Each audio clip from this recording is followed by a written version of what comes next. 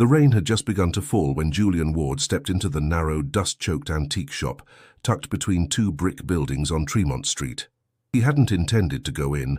It was one of those impulsive detours that drew him, like a flickering candle in a dim hallway. The bell above the door gave a reluctant chime, and the scent of mildew, paper, and polished wood filled his nostrils. Julian wasn't just a collector of forgotten things. He was a collector of forgotten truths, and it was the photograph, tucked inside a cracked leather album on the back shelf, that caught his eye instantly, not because of its ornate frame or the sepia tones that dulled with time, but because something was off. He ran his fingers over the thick paper, brittle and yellowed with age.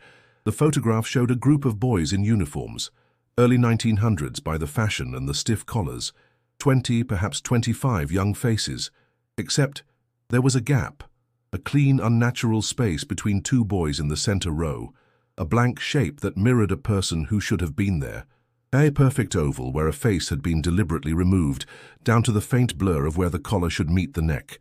It wasn't damage, it was absence, intentional, surgical absence. "Strange, isn't it?" came a voice behind him. The shopkeeper was thin as a rake, with eyes that seemed to have too many wrinkles around them. He walked with a limp, dragging his left foot ever so slightly. "That one's part of a curious batch. Found 'em in an estate auction upstate. School pictures, all of them, and in each something or someone missing." Julian narrowed his eyes. "Where were these taken?" The old man smirked and shuffled toward a glass cabinet. "Let me show you something." From beneath the counter he retrieved 4 more photographs. All were class portraits from different decades: 1893, 1922, 1938, and 1954. Different students, different styles. But in each one, at nearly the same spot, there was that same blank void. A missing student, not faded, not torn, cleanly erased. Julian's heart quickened. "Same school?" "Belgrave Institute," the man replied. "In Vermont. Shut down decades ago." "Boarding school for what did they call them?" "Exceptional minds, young geniuses. They say the place produced senators, inventors, poets, and the occasional lunatic." He chuckled dryly, then added, "Thing is, no matter which year, no matter who took the photo, there's always one missing, always there but never named." Julian couldn't look away. It wasn't just eerie, it was deliberate. A hidden narrative etched into each frame, repeating over time like a mantra, a face meant to be remembered but scrubbed out over and over again. He knew what this was. This was a story, a damn good one.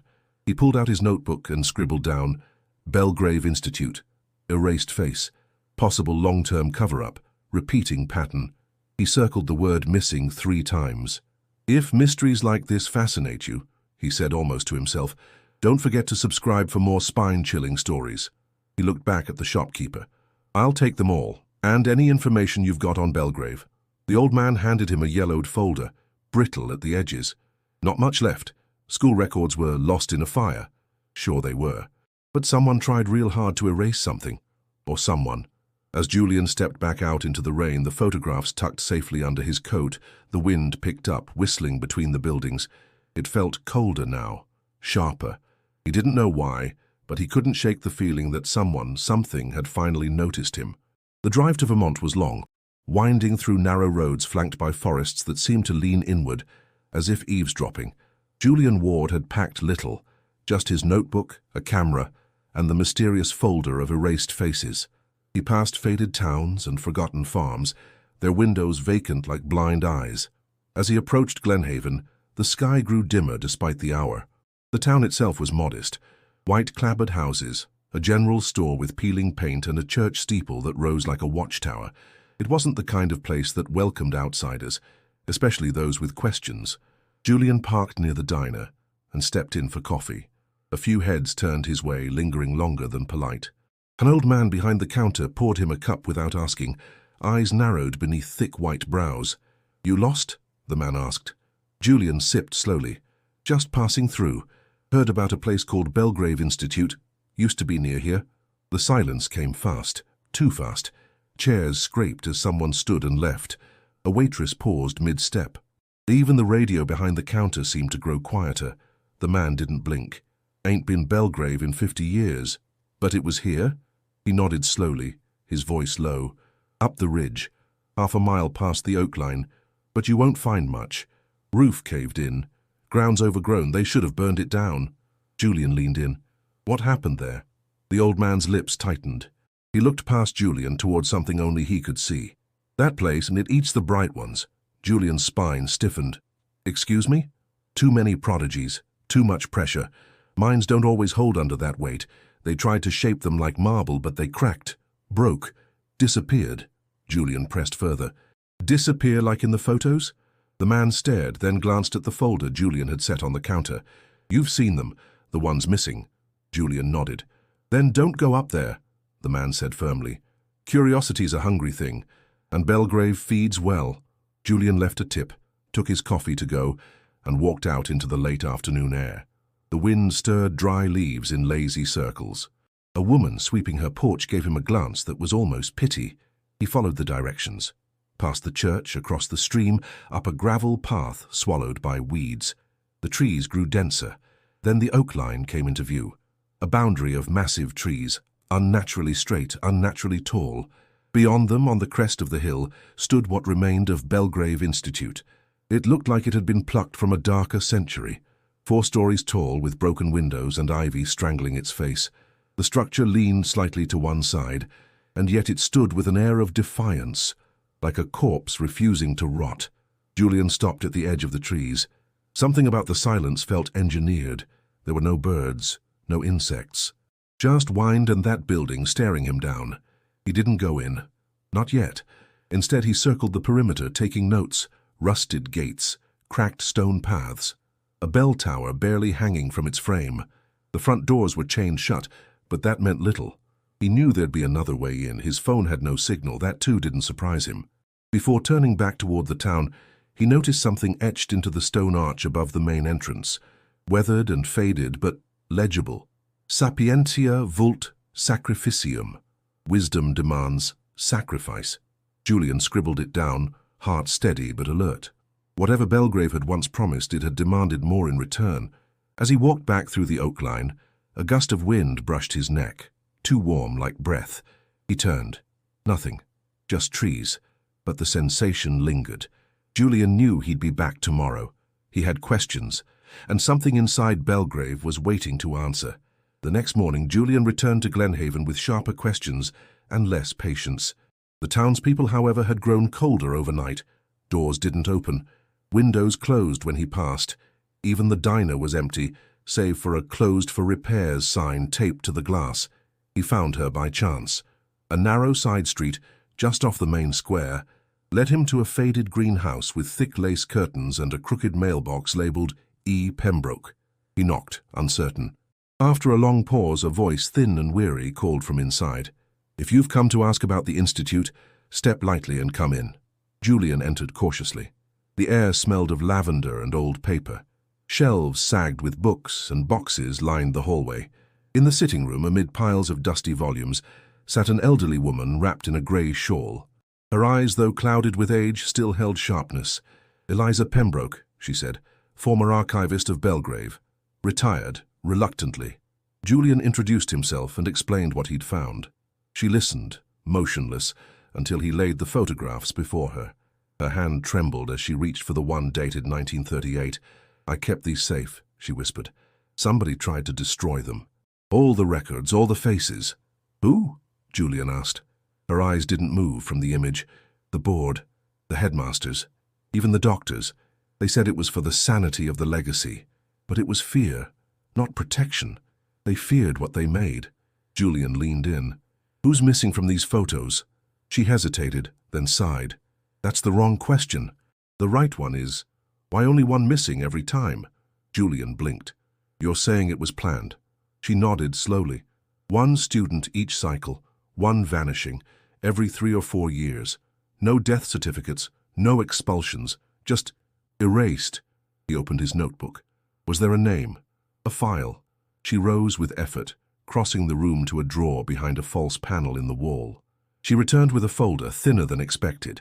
Inside were handwritten rosters, enrollment logs and annotated class lists. The earliest entry dated back to 1856. She pointed to the class of 1901, the photo Julian had first seen. 25 students, but only 24 names. Always one blank space. He flipped through, heart pounding. The pattern held, dozens of pages, each with a similar gap. Notes scribbled in red ink, untraceable, no family contact, expunged. No one ever questioned this? Some did, she said, voice brittle. They disappeared too. Professors, librarians, groundskeepers. One nurse locked herself in the East Tower and screamed for days. Then silence. They said she allocated to calmer employment. But I know what I saw. Julian's eyes narrowed. Why did you stay? Eliza looked past him, toward the curtained window. Because remembering is resistance. If no one recalls them, then they never existed. But I did. I still do. Her hand gripped his. You need to be careful.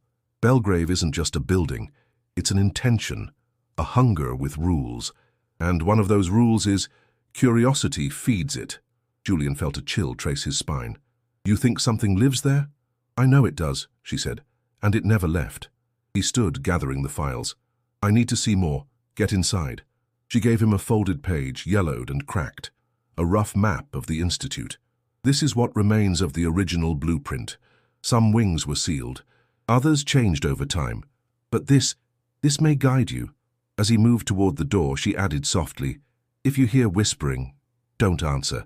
If a child calls your name, don't follow. And if you find the missing one, don't look him in the eyes. Julian paused. Do you remember his name? Her eyes clouded. Not anymore. That's what frightens me most. Outside, the wind had shifted. The hill above Glenhaven loomed larger now, as though waiting. Julian returned to the Institute under an overcast sky, the trees hissing in the wind like they were whispering secrets. With Eliza's map folded tightly in his coat pocket, he made his way through the iron gate, stepping onto the cracked path that led to the entrance.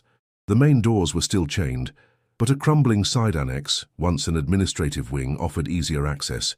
The air inside was thick with rot and mold, but Julian pressed on, camera slung over his shoulder, flashlight flickering as he moved. His goal was the headmaster's office. According to the map, it was on the second floor near the west stairwell. The banister groaned under his weight, and each step echoed like a warning. He reached the corridor, its wallpaper peeling like shedding skin, and found the office by the tarnished plaque. Headmaster Cornelius Whitmore, 1885-1909. The door creaked open. Inside, the room had been left mostly untouched. A heavy mahogany desk sat before a tall window, now boarded from the outside. Bookshelves lined the walls, their contents ravaged by time and damp. On the desk, beneath a cracked glass paperweight, lay a leather-bound volume, brittle but intact. Julian opened it carefully. It was a diary. The entries began in 1886, a year after Whitmore's appointment. At first they chronicled mundane duties, budgetary concerns, admissions, disputes among faculty. But the tone shifted subtly as the pages went on. The handwriting grew tighter, the language more obscure. March 3rd, 1889. The new theory holds promise. Dr. Ansell believes cognitive thresholds can be lifted through directed isolation. We must cultivate the exceptional, separate the brilliance from the noise. Julian frowned. The entry was vague but disturbing. May 17, 1890. Subject 12 exhibited profound resistance. Dreams became unstable. Speech devolved. We adjusted the stimulus. The quiet room calmed him. The quiet room. Eliza had called it something else. The chamber of the quiet ones. Julian turned the page, breath catching. September 2nd, 1892. One will always resist. We have learned this. Every cycle, there is one whose mind fractures outward instead of in. We call it the echo effect. These are the faces we must erase. Not from cruelty, but from necessity. Their imprint lingers. Imprint. Erase. These weren't metaphors. Julian's pulse raced as he continued. January 11th, 1895. They see him in mirrors. Even after we remove him, the others remember. At night, they whisper his name. He answers, we must find a better method. Julian's fingers tightened on the pages. The pronouns shifted. We, not just Whitmore. There had been a team, an organized effort. He flipped forward. The last legible entry was dated June 30th, 1901. He returned last night, not in body, but in thought. I heard him speaking through young Malcolm, the tone, the phrasing. It was unmistakable. We buried the records. We buried the name. But the Institute remembers, the walls remember. Julian stepped back. This wasn't just about one missing boy. It was about a pattern, an intentional process of manipulation, erasure, and psychological experimentation. He searched the drawers beneath the desk and found a locked compartment, rusted but not indestructible. With effort and a flathead screwdriver from his bag, he pried it open. Inside was a thin sheaf of paper tied in red twine. Documents labeled Phase 3, Subject Archive. No names, just numbers, graphs, mind-mapping diagrams. And at the top of each page, the same phrase repeated, Project Oblivium. Julian didn't know what the project had done or how far it had gone, but now he had proof that something sinister had been institutionalized, legitimized, and hidden behind the walls of Belgrave. He packed the documents carefully and turned toward the window. The light had faded, the silence in the building deepened, and just as he stepped toward the hallway, he heard it. A breath, not his. A whisper, too soft to catch. Julian froze. Then the floor creaked behind him. Julian didn't run. He stood still in the corridor outside Headmaster Whitmore's office, breath held, ears straining. The floor had creaked behind him, but when he turned there was nothing. Just empty hallway, peeling wallpaper, and air that felt too still. He didn't believe in ghosts. But he also knew silence could be a form of language. That night, back at the inn, he laid the papers on the bed, scanning diagrams and notes from Project Oblivium. There were formulas tied to cognitive imprint theory, rudimentary EEG charts, and repeated references to neural resonance dampening. Most of it read like a blend of bad science and occult obsession. But the consistency, the way it spanned decades, suggested something organized. He couldn't sleep. His thoughts circled back to the locked rooms Eliza's map had marked. One especially stood out, a space labeled only Restricted in faded pencil. By dawn, Julian had made his decision. If Belgrave had buried something in that sealed section, it might be the missing thread tying everything together. He returned just after sunrise. Rather than go through the front annex again, he took a path around the east wing, where fire damage had collapsed much of the wall. Scaling through the debris, he entered what had once been the student dormitories. The smell of charred wood and mildew lingered, but the structure held. His flashlight beam flicked over decayed bunk beds, tattered uniforms, and walls where children's drawings still clung faintly beneath the soot. A son with no eyes. A teacher with too many. He crossed into a narrow hall that connected to the central spine of the building. According to Eliza's map, he was close. Then he saw it. A steel door, bolted with 2 industrial locks and a sign barely clinging to its surface. Authorized personnel only. The door looked out of place, newer than the rest of the building, reinforced. Someone had sealed it after the institute had closed. Julian's pulse quickened. He tried the handle, of course locked, but behind a nearby cabinet he found a breaker panel. Most wires had been yanked or rusted away, but one conduit still hummed faintly with residual charge, enough to trigger a mechanism. He traced the conduit along the wall. It led down a staircase to a sub-basement. Rats skittered in the dark as he descended. At the bottom was a service room, half flooded with stagnant water. In the corner a backup generator, corroded but not completely dead. It took him half an hour and 3 matches to spark it to life. Upstairs he returned to the steel door. With a groan of protest, the lock clicked. The air beyond the threshold changed. It wasn't colder but heavier, like stepping into a room where something had held its breath for decades. Julian stepped through. The corridor was lined with small observation rooms, each with thick glass windows smeared from the inside. Inside them were chairs bolted to the ground, desks with restraints, and strange devices connected to helmets of wires and copper plates. Some rooms had scratch marks on the walls. One had a mirror shattered from within. This wasn't a classroom. It was a lab, or a prison. At the far end of the corridor stood a metal door with a single slit at eye level. Julian peered inside but saw only darkness, yet he felt something. Not a presence exactly, but a kind of pressure, as if memory itself thickened the space. He jotted a single line in his notebook. This is where they broke them. As he turned to leave, his flashlight flickered. The corridor dimmed. And then he heard it again. Footsteps. But this time they weren't behind him. They were ahead, inside the sealed wing. Julian followed the sound, slow, deliberate footsteps that echoed unnaturally down the sealed corridor. Each step seemed to defy logic, rising in volume even as he stood still. But when he reached the final door again, The sound stopped. Silence. He pressed his ear to the metal. Nothing. Inside there was only a void. Not just darkness, but absence. An emptiness that pressed against the edges of his thoughts like static. He opened the door. The hinges groaned, releasing a puff of air that reeked of copper and damp cloth. The flashlight beam trembled across the room. It was circular, walls of dark stone polished to a dull shine. No windows, no labels. Just the feeling of being inside something built not for function, but for control. In the center stood 6 chairs, industrial, metallic, each anchored to the ground. Wires extended from the ceiling like spider legs, connected to apparatuses above the headrest. Beneath each seat, channels in the floor suggested drainage. Blood? Chemicals? He didn't want to guess. On the far wall, a mural.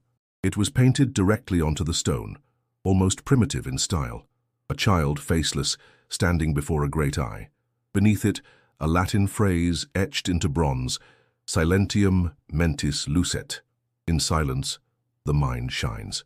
Julian felt a chill crawl beneath his collar. He moved toward the nearest chair.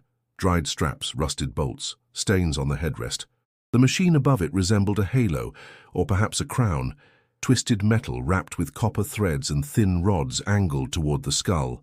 He took photos, hands trembling slightly. Something about the space resisted memory, like his thoughts were being rearranged as he stood there. Then he noticed the sound. It wasn't footsteps this time. It was a whisper, low, soft, like someone breathing syllables into his left ear, though no one stood there. He turned his flashlight toward the walls. Behind the mural, a panel. He brushed away a layer of grime and found a hidden cabinet embedded in the stone. Inside were reel tapes, patient logs, and a notebook stamped with the word reactive. He flipped it open. Pages filled with fragmented notes. Subject 5 exhibited verbal hallucinations after 4th exposure. Subject 7 initiated recursive silence, no recovery.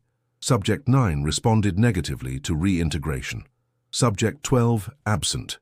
Facility advised to withhold image from future documentation. Julian paused. That line again, withhold image. He turned the page. There, scribbled in shaky ink, was a phrase repeated over and over. He must not be remembered. He must not be named. He must not be seen. His flashlight flickered violently. From the center of the room came a creak. One of the chairs had shifted, not by much, but just enough to announce its presence. Julian stepped back. The whispers grew louder, still unintelligible, still impossible to trace. Like a dozen voices pressed beneath glass. His heart thudded in his chest. He took another photo, and through the camera's lens, something changed. In the reflection of the chair's metal surface, he saw a figure, just a glimpse. Thin, young, hair parted neatly, face blurred as though smudged by unseen hands. He lowered the camera. No one was there. The whispers stopped, and suddenly the air felt lighter, the silence more familiar, but he didn't trust it. Whatever had stirred in this room wasn't gone. It was watching. He left the chamber without looking back, locking the steel door behind him. Only when he reached daylight again, grey and clouded, did he realize he had been holding his breath. He checked the photographs. The images were sharp, clear, except for one, the reflection. In it, the blurred boy stood still, and this time his head was slightly tilted, as though listening. Julian didn't return to the inn that night. Instead, he drove into the nearby town of Barrow's Edge, where a regional archive was housed in an old courthouse. It was one of the few places that might hold student registries from the early 20th century, untouched by the deliberate erasure Belgrave had enforced. He requested access to school enrollment microfilms and old census records. Hours passed as he scrolled through reels, eyes burning, fingers aching. Most names matched the partial class lists Eliza had shown him. But then, in the registry for 1900, he found it, an entry hastily crossed out but still faintly legible. Hartwell, Elias M. admitted, autumn term 1900, status, illegible annotation, transfer pending, file reassigned. Julian sat back. A name, a student, not a number. Elias Hartwell. He flipped forward to the 1901 roster. Elias was gone. No transfer notes, no record of departure. It was like he had been pre-written, then retroactively erased. Julian copied the entry, heart pounding. At last, the missing face had a name. he returned to Glenhaven with renewed purpose. That night, he combed through every document he had: Eliza's class lists, Whitmore's diary, the Phase the 3 logs, and buried among the notes, barely noticeable in the corner of a draft report, were 3 words: Hartwell resisted Phase. It wasn't just that Elias vanished. He fought back.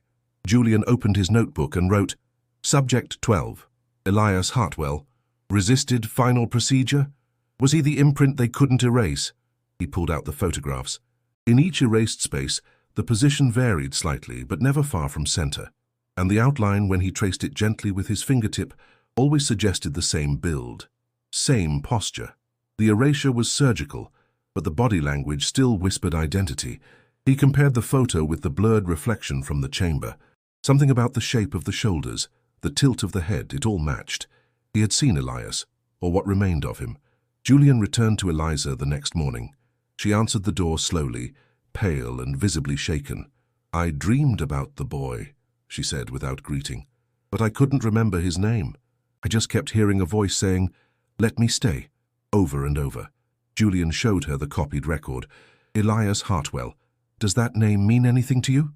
She stared at the page like it might dissolve, then nodded slowly. Yes, that was it. He was real. He was in the music wing. Violin, I think. Very quiet, very bright, but they said he started acting strange, talking to walls, refusing to sleep. Then he was gone. Julian leaned forward. Did anyone ever say what happened? She shook her head. Only whispers. One boy said he saw Elias in the mirror days after he vanished, not his reflection, him, just standing there behind the glass. She paused. Then that boy stopped speaking altogether, never said another word. Julian's voice dropped. I think they tried to silence Elias permanently. Not just kill him, but erase the trace of him. From memory, from photographs, from the minds of those who knew him. Eliza's hand trembled, but he resisted. Julian nodded.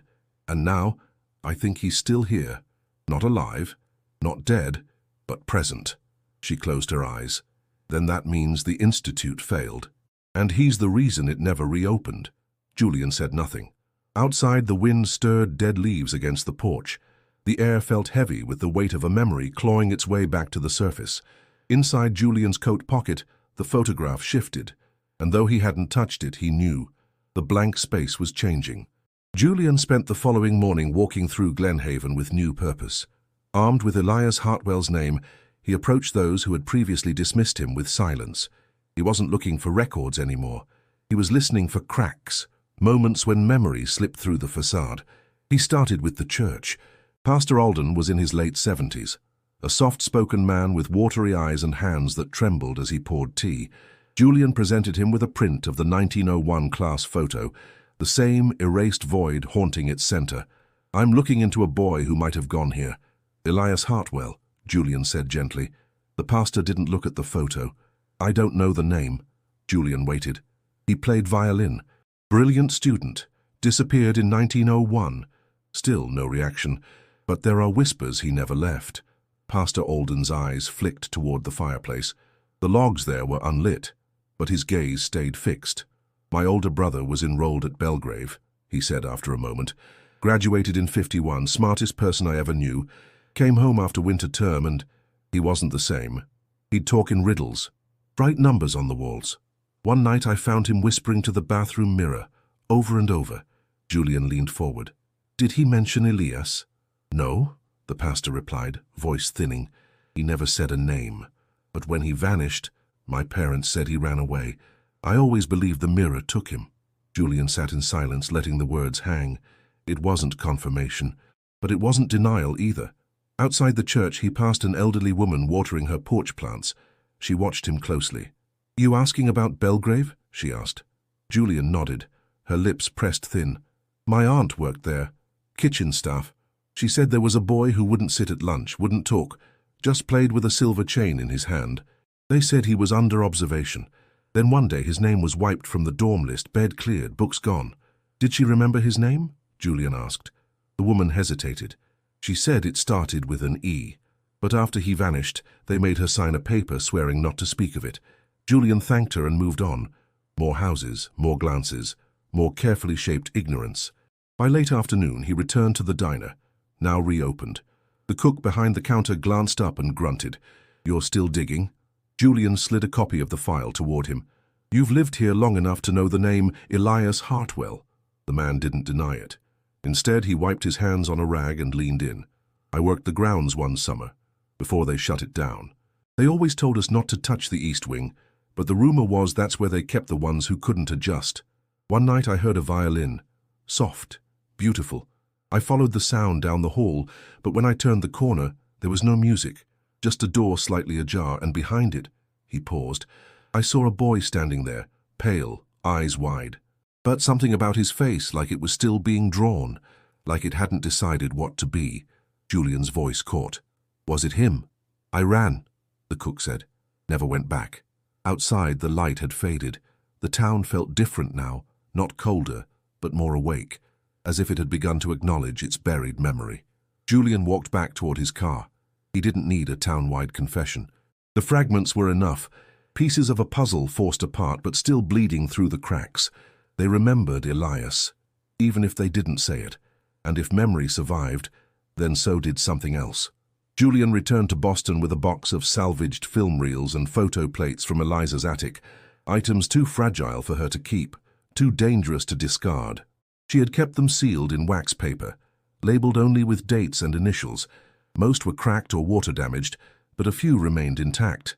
He took them to a contact in the South End, a retired photo technician named Miles, who owed him a favor. They worked through the night, carefully restoring the plates in a red-lit room that smelled of chemicals and old paper. Julian watched as Miles dipped the final plate into solution, the image slowly emerging beneath the fluid, like a ghost surfacing from water.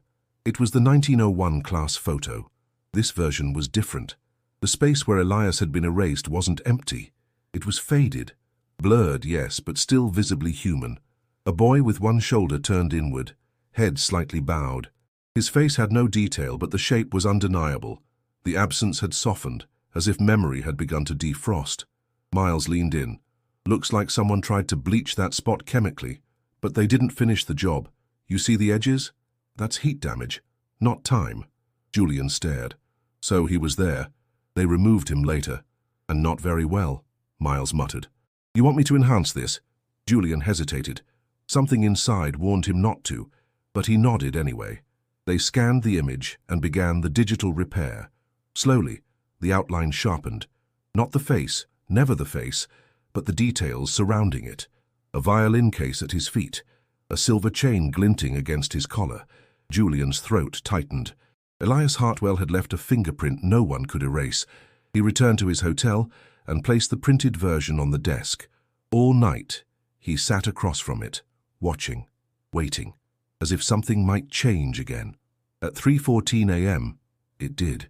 A faint line of red ink began to seep along the border of the image. No hands touched it, no spill caused it. The color bled into the paper like veins. Julian blinked, leaned forward and swore under his breath. 3 words had appeared in the margin. "Do you see?" He tore the photo from the desk and checked his hands. No ink, no marker, nothing. But the words remained, written in tight, unfamiliar script. Not a question, a demand. He took the camera that had captured the chamber reflection and reviewed the photos again.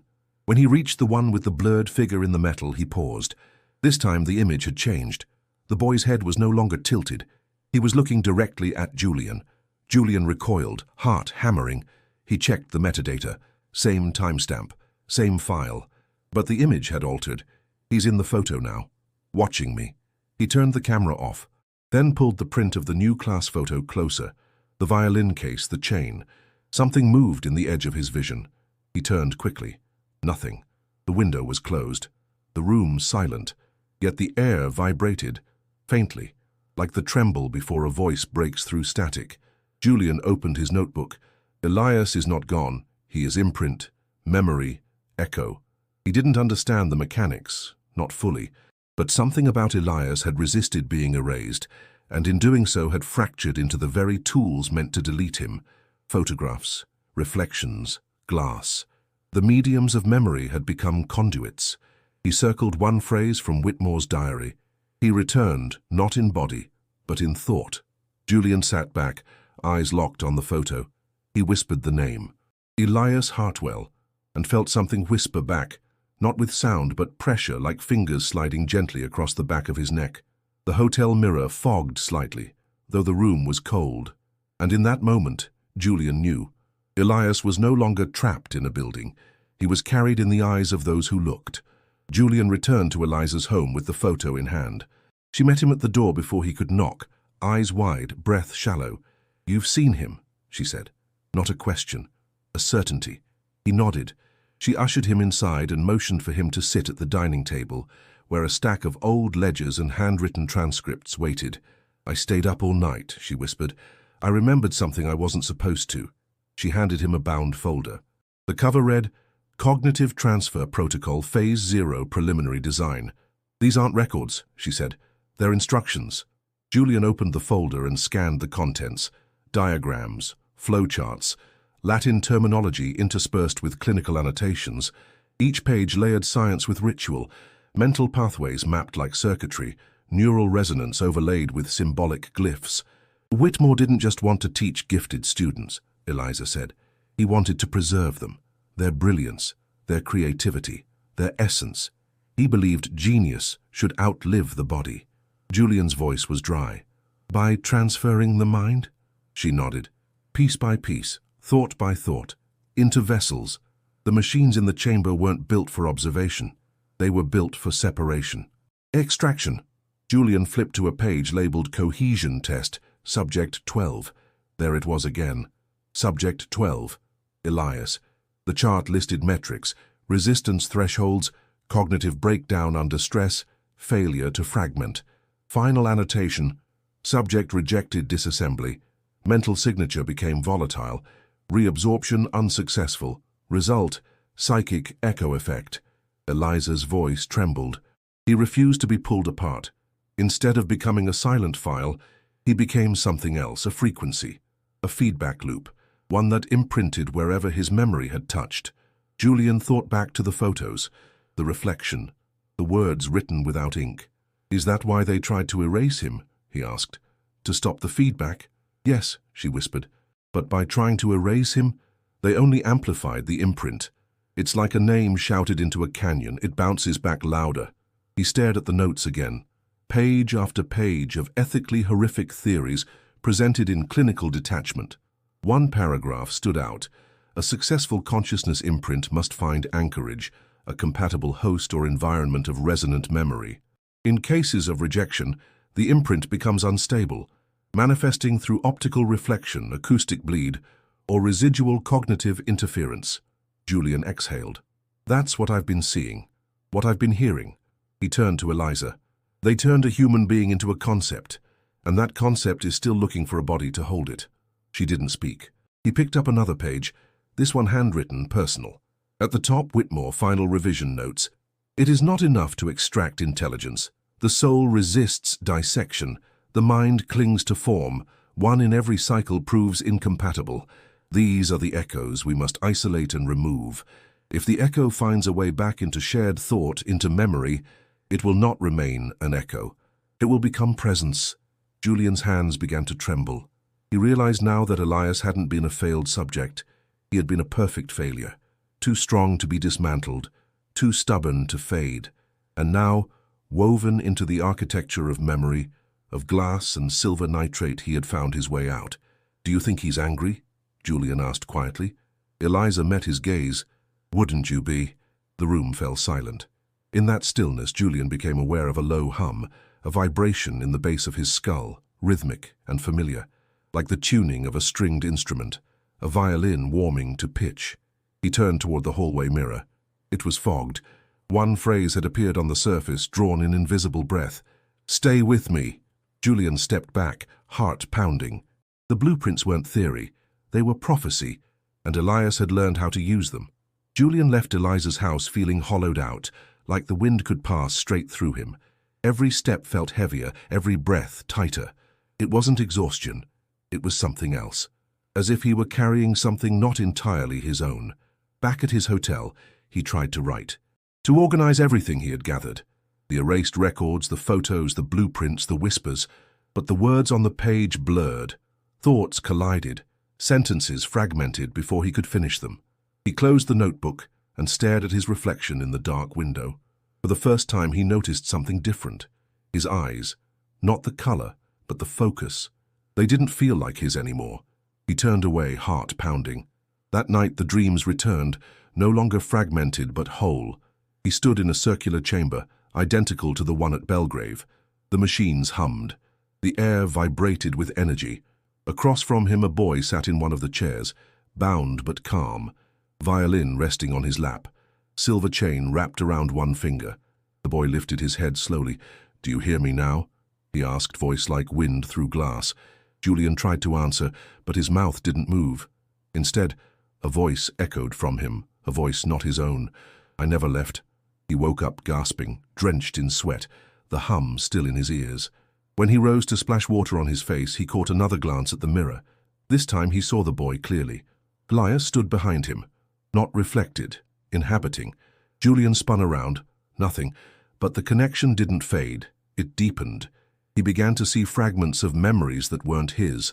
A hallway with flickering gas lamps, a dormitory echoing with laughter, a hand gripping a violin bow with trembling intensity, a voice begging, "Don't forget me." Elias wasn't invading him. He was sharing with him. By morning, Julian no longer needed the photos to recall Elias's face. He could see it clearly in his mind. He could remember his voice, the cadence, the fear, the pride, the resistance. He tried to fight it, tried to separate thought from thought, but it was no use. The more he resisted, the stronger the connection became. By noon, he stopped fighting. He began recording. His voice took on new rhythms. He wrote in two styles, his usual print, and a thin, fluid cursive that matched the annotations in Whitmore's notes. At first it frightened him. Then it began to feel right, like remembering something he'd simply forgotten. Eliza called to check on him. He didn't answer.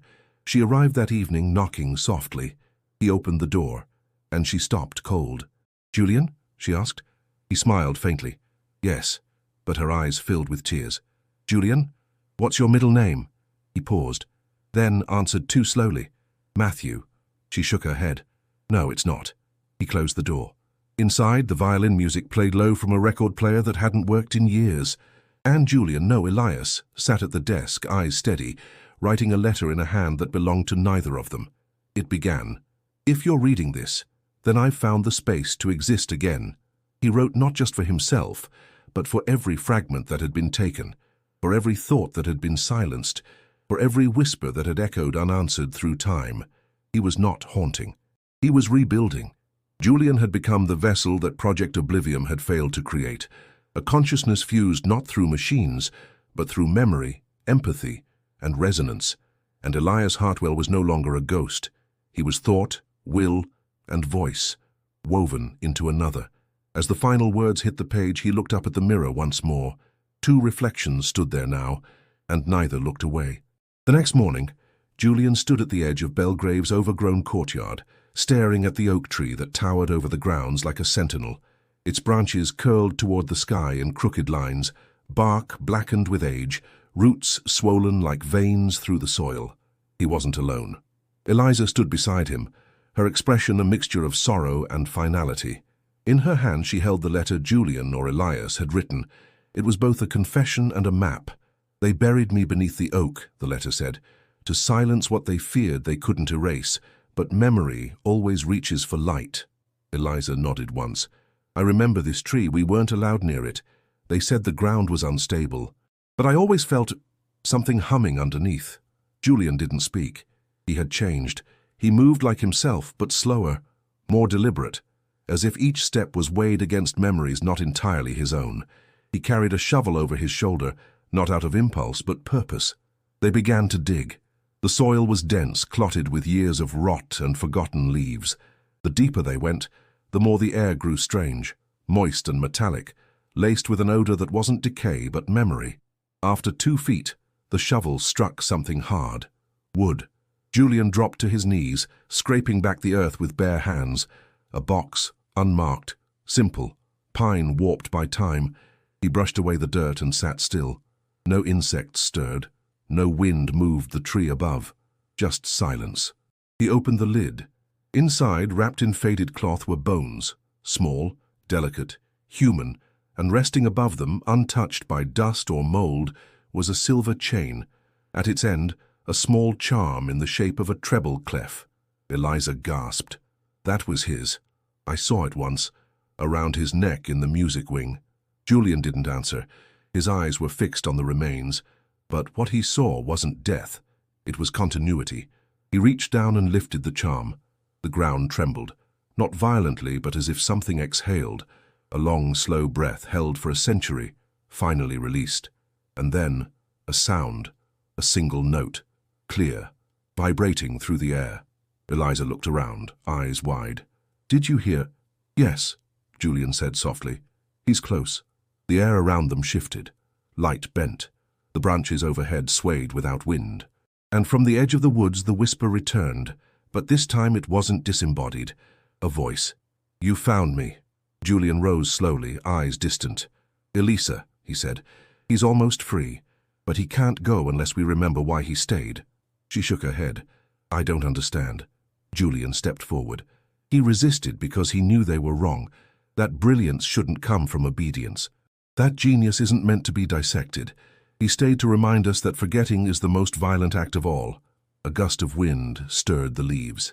The air vibrated again, but this time it wasn't oppressive. It was light, like the final note in a symphony fading into silence. Eliza knelt beside the box and wept, not out of fear, but recognition. They had found Elias. Not in whispers or photographs, but where truth had been buried under shame. Julian placed the chain around his neck. The moment it touched his skin, the world went still, and in that silence, a presence passed through him. Not possession, release. For the first time since Belgrave closed its doors, the land felt lighter. The Institute, looming behind them, no longer watched. It waited. Julian turned toward it, heart steady, because now he remembered everything. Julian crossed the threshold of Belgrave for the final time, the silver chain resting cold against his chest. Eliza remained outside, unwilling to step into the building again, but something compelled Julian forward. Not curiosity, not even courage. Closure. The halls no longer felt empty. They felt crowded with echoes. Each step triggered creaks that weren't entirely structural. The walls breathed. The air pulsed with memory. Rooms whispered. Names flitted past his ears like moth wings.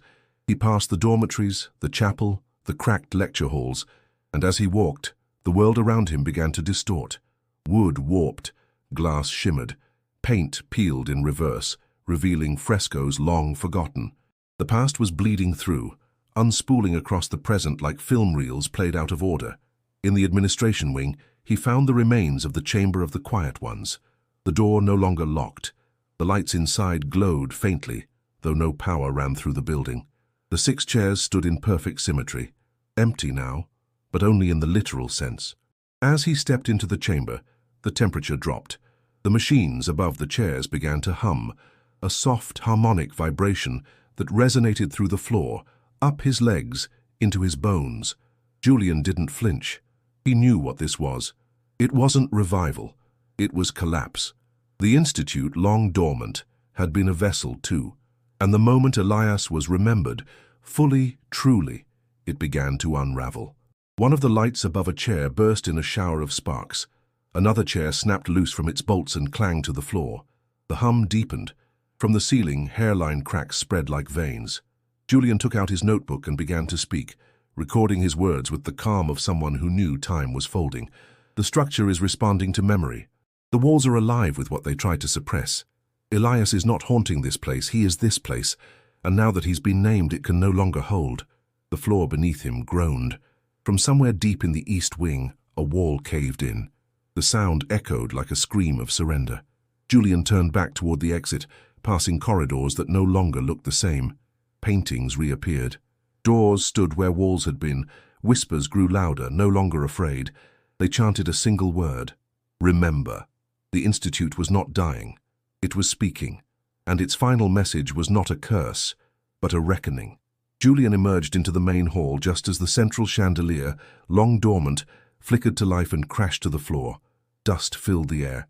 The oak doors splintered open without touch. He ran. Outside, the sky had darkened unnaturally. Clouds twisted above like ink in water. Eliza rushed forward, grabbing his arm. "What's happening?" "It's ending," Julian said. "The structure is collapsing, physically but also conceptually." She looked back at the towering ruin. "Will it all disappear?" Julian hesitated. "No, not if we remember." The ground shook. A roar erupted as the east tower collapsed inward, swallowing decades of silence in a plume of stone and smoke. And then, stillness. The institute didn't explode, it didn't implode, it unwound.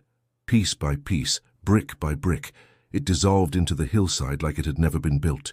The wind carried away the dust.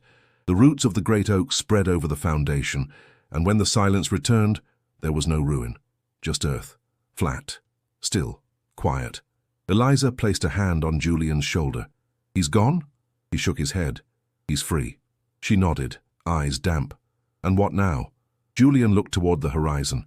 "We make sure it's never forgotten again." Back in Boston, Julian sat alone in his apartment, surrounded by documents, photos, and fragments of a story that once refused to be told. Now, the silence had lifted, but it left something behind. He laid out the class photographs across the floor. For the first time, they were whole. The voids were gone. Elias Hartwell stood clearly in each one. Same posture, same chain around his neck, same violin case at his feet. The erased face had returned not with sharpness, but with clarity, soft but undeniable. The silence had not been a lack of presence. It had been a barrier finally removed. Julian picked up the 1901 photo and traced the edges. A red signature had emerged beneath the printed date. Faint, but visible. EMH. He turned on the radio to distract himself from the growing sense that he was no longer alone. A classical station hummed through static. But then, mid-broadcast, the music shifted. Violins. Not orchestrated, but solo. Not a recording, but live. Familiar. The same melody from his dreams. The same breath that had filled the chamber. He leaned in. A voice followed. Faint. Almost mechanical. "Do you see me now?" Julian shut off the radio. But the music lingered in his mind, in the room. He opened his notebook and began writing, not his words, but ones that came through him. "I was never meant to be erased. I was the test they could not pass. The question they refused to answer." He stopped, not out of fear, but reverence. His phone rang. Unknown number. He answered, expecting silence. But it was Miles, the photo technician. "You need to come see this," Miles said, "now." Julian arrived at the studio an hour later. Miles led him to the back room where the enhanced negatives from the chamber reflection were still stored. But they'd changed. In each, Elias was clearer than before, his posture straighter, his expression no longer blurred.